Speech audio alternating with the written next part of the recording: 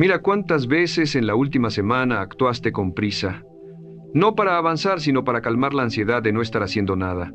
Respondiste ese mensaje sin pensar, tomaste esa decisión solo para quitártela de encima, dijiste que sí a algo que en el fondo sabías que no era el momento. La mayoría de la gente confunde movimiento con progreso. Se sienten productivos cuando están agitados, cuando hay ruido, cuando hay caos a su alrededor, pero la agitación no es lo mismo que dirección. De hecho, muchas veces es exactamente lo contrario, es el síntoma de alguien que no confía en que las cosas puedan resolverse sin forzarlas. Y ahí está el problema real. No es que actúes rápido, es que actúas desde el miedo a quedarte atrás. Y ese miedo te hace tomar decisiones que en 6 meses te van a costar caro, porque la desesperación no construye nada sólido, erosiona. Te hace saltar pasos, quemar relaciones, gastar energía en direcciones equivocadas, y lo peor es que te sientes bien haciéndolo, porque parece que estás en algo. Pero hay una diferencia brutal entre estar ocupado y estar en control. Y esa diferencia es exactamente lo que separa a quien construye algo duradero de quien solo corre en círculos. Detente un segundo y pregúntate algo con honestidad. ¿Cuántas de las decisiones más importantes de tu vida las tomaste en calma y cuántas las tomaste en medio de una tormenta emocional? Piénsalo bien, porque la respuesta probablemente te incomode. La mayoría de las personas no recuerdan sus decisiones importantes como momentos de claridad, sino como momentos de urgencia. Un cambio de trabajo motivado por el enojo del momento, una relación que se terminó a los gritos y no en una conversación pensada, un gasto grande que se hizo por impulso y que después costó meses de esfuerzo recuperar.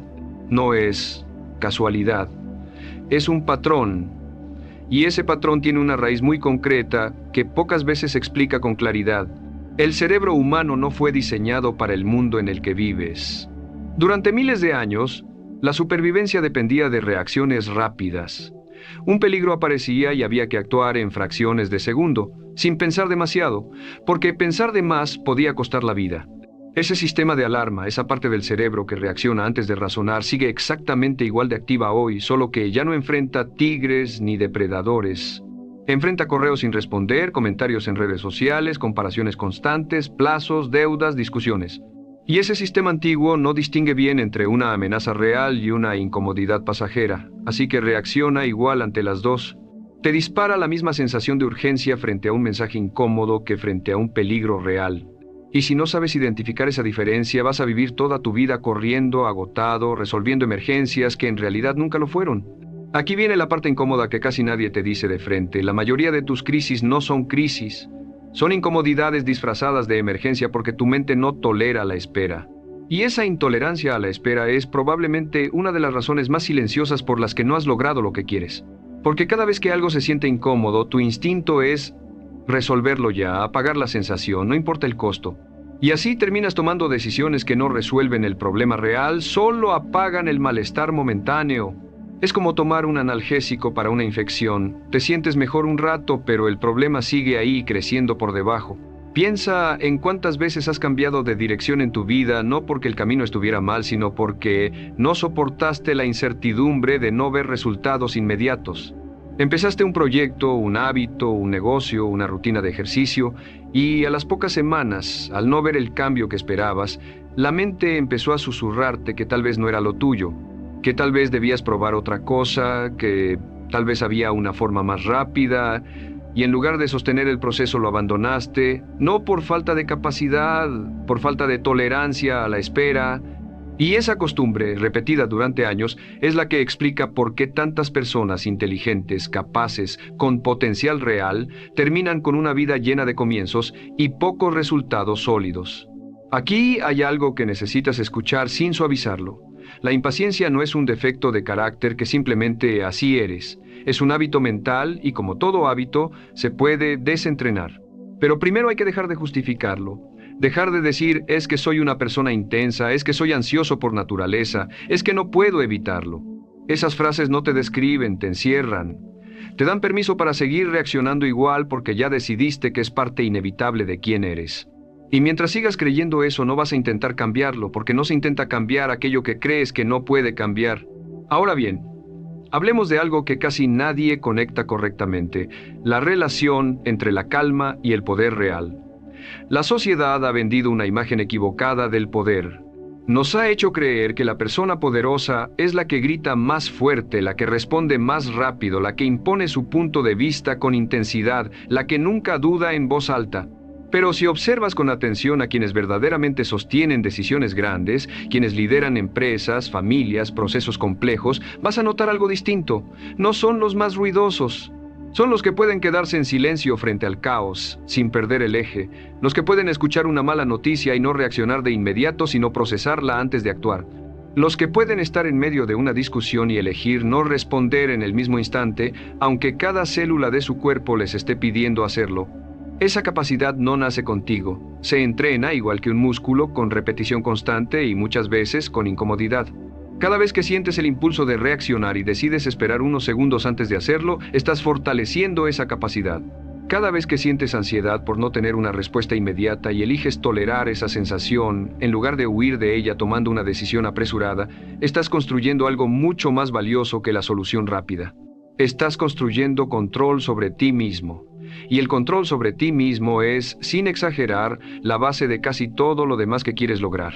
Quiero que pienses en algo que quizás nunca te habías planteado así. Cada vez que pierdes la calma, no solo pagas un costo emocional, pagas un costo real, medible, que se acumula silenciosamente en tu vida. Una palabra dicha con rabia que dañó una relación que tardó años en construirse. Una decisión de negocio tomada desde la frustración que te costó tiempo, dinero o una oportunidad que no vuelve. Una noche entera sin dormir dándole vueltas a algo que, visto al día siguiente con la mente descansada, ni siquiera era tan grave como parecía a las 11 de la noche. Nadie lleva la cuenta exacta de estos costos, pero existen, y se van sumando como pequeñas grietas hasta convertirse en la diferencia entre la vida que querías construir y la que terminaste teniendo, sin haberlo decidido conscientemente. Y aquí quiero detenerme en algo importante, porque no quiero que pienses que hablar de calma es hablar de no sentir. Eso sería mentirte. La calma que estoy describiendo no es ausencia de emoción. No es reprimir lo que sientes ni fingir que nada te afecta. Eso no es calma, es represión, y la represión tarde o temprano explota de las formas más inesperadas y dañinas. La calma real es otra cosa completamente distinta. Es la capacidad de sentir la emoción con toda su intensidad, reconocerla, incluso nombrarla en voz alta si hace falta, y aún así no dejar que sea ella quien tome la decisión final. Sentir rabia y no actuar desde la rabia, sentir miedo y no decidir desde el miedo, sentir urgencia y no confundirla con necesidad real. Esa diferencia, aunque parece sutil, lo cambia absolutamente todo. Piensa también en la comparación constante que probablemente vives, aunque no la nombres así. Abres el teléfono y ves a alguien que, según parece, ya llegó a donde tú quieres llegar. Y en cuestión de segundos, algo se activa dentro de ti. Una urgencia, una necesidad de acelerar, de hacer más, de demostrar algo, de no quedarte atrás. Esa sensación, que parece motivación, muchas veces es desesperación disfrazada. Y la desesperación no piensa con claridad, solo reacciona. Empiezas proyectos que no habías planeado con cuidado, cambias de dirección constantemente, tomas decisiones basadas en lo que otros están haciendo y no en lo que tú realmente necesitas construir. Vivimos en una época que bombardea con resultados ajenos, sin mostrar jamás el tiempo, los fracasos, ni la paciencia que hubo detrás de esos resultados. Y esa comparación constante ha creado generaciones enteras de personas ansiosas por llegar rápido a lugares que ni siquiera han terminado de entender ni de querer verdaderamente. Ahora, quiero hablarte de algo concreto, porque entender el problema sin tener herramientas para enfrentarlo es quedarse a mitad de camino, y eso no te va a servir de nada si mañana vuelves a la misma reacción de siempre. La primera herramienta es simple de explicar, aunque no fácil de aplicar al principio, la regla de la pausa mínima. Cada vez que sientas el impulso de reaccionar, ya sea respondiendo un mensaje, tomando una decisión, hablando en medio de una discusión, date un mínimo de 60 segundos antes de actuar. No para calmarte por completo, eso rara vez ocurre en un minuto, sino para interrumpir el piloto automático. Ese espacio pequeño es suficiente para que la parte racional de tu cerebro alcance a intervenir antes de que la parte impulsiva tome el control total. Puede sonar poco, pero repetido cientos de veces a lo largo de meses, cambia por completo la forma en que te relacionas con tus propias emociones. La segunda herramienta tiene que ver con nombrar lo que sientes antes de actuar. Cuando algo te genera una reacción fuerte, en lugar de responder de inmediato, dite a ti mismo, en silencio o en voz alta, exactamente qué estás sintiendo. ¿Estoy sintiendo rabia? ¿Estoy sintiendo miedo a quedarme atrás? ¿Estoy sintiendo vergüenza? Este simple acto de nombrar la emoción activa una parte del cerebro distinta a la que activa la emoción sin nombrar y reduce su intensidad de forma medible. No es magia, es fisiología. Ponerle nombre a lo que sientes te saca del papel de víctima de la emoción y te coloca en el papel de observador de ella, y desde ese lugar decides mejor. La tercera herramienta es distinguir, por escrito si hace falta, entre lo que es urgente y lo que solo se siente urgente. Toma una hoja o incluso las notas del teléfono y cuando sientas esa presión interna de resolver algo ya, escribe la situación y pregúntate, si espero 24 horas para actuar, ¿qué es lo peor que puede pasar realmente? La mayoría de las veces al escribirlo te vas a dar cuenta de que la consecuencia real de esperar es mucho menor de lo que tu ansiedad te estaba haciendo creer. Esa simple pregunta, aplicada con constancia, va desmontando poco a poco la costumbre de actuar desde el pánico. La cuarta herramienta tiene que ver con sostener procesos más allá de la falta de resultados inmediatos. Si estás construyendo algo, un hábito, un proyecto, una relación, define de antemano un tiempo mínimo de sostenimiento antes de evaluar si funciona o no. No lo decidas en el momento de frustración, decídelo antes, cuando estás en calma. Por ejemplo, voy a sostener este hábito durante 90 días antes de decidir si sigue teniendo sentido para mí. Esa decisión, tomada con anticipación y con la mente fría, te protege de ti mismo en los momentos en los que la impaciencia va a intentar convencerte de abandonar justo antes de que las cosas empiecen a dar resultado. Y la quinta herramienta, quizás la más profunda de todas, es aprender a diferenciar entre descanso y huida. Muchas veces confundimos parar con rendirse, y por eso seguimos empujando incluso cuando el cuerpo y la mente están pidiendo una pausa real. Pero también ocurre lo contrario.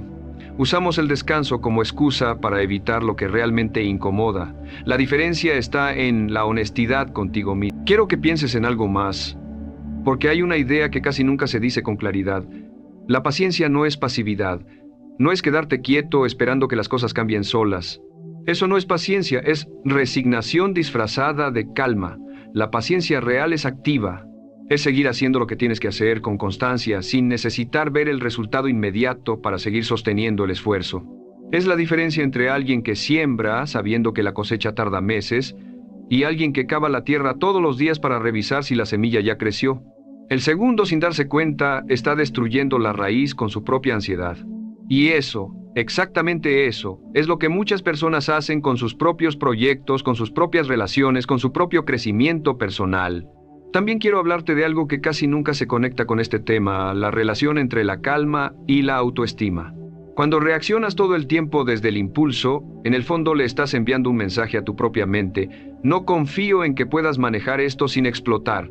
Y ese mensaje repetido, con el tiempo, erosiona la confianza que tienes en ti mismo. En cambio, cada vez que logras sostenerte en medio de una situación difícil sin perder el control, le estás demostrando a tu mente exactamente lo contrario. Puedo con esto, puedo sostenerme, puedo pensar con claridad incluso bajo presión. Y esa evidencia, acumulada decisión tras decisión, construye una autoestima mucho más sólida que cualquier logro externo, porque no depende de resultados, depende de cómo te relacionas contigo mismo en los momentos difíciles.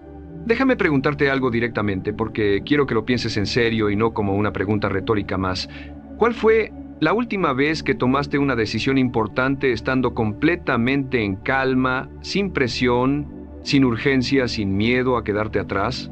Si te cuesta recordar un momento así, no es casualidad y probablemente eso te está diciendo algo importante sobre el patrón que has estado repitiendo sin darte cuenta durante mucho tiempo. Y otra pregunta más, porque quiero que la sientas de verdad. ¿Qué decisiones tomarías distinto hoy si supieras con certeza absoluta que vas a lograr lo que quieres, solo que un poco más tarde de lo que esperabas? Piensa en eso un momento. Probablemente dejarías de forzar tanto, dejarías de reaccionar tanto, dejarías de sabotear procesos que en realidad estaban funcionando solo porque no confiabas en que el tiempo estuviera de tu lado. Porque esa es en el fondo la raíz de todo este tema. La impaciencia nace de la desconfianza. Desconfianza en el proceso, desconfianza en el tiempo y sobre todo desconfianza en ti mismo. Y la calma verdadera nace exactamente de lo contrario, de la confianza construida, decisión tras decisión, de la evidencia acumulada de que puedes sostenerte, de que puedes esperar sin desmoronarte, de que puedes construir algo sólido incluso cuando no ves resultados inmediatos. No se trata de convertirte en alguien que ya no siente urgencia, ni en alguien completamente inmutable ante la presión de la vida. Eso no es humano y no es la meta. Se trata de convertirte en alguien que, aún sintiendo esa urgencia, aún sintiendo el miedo,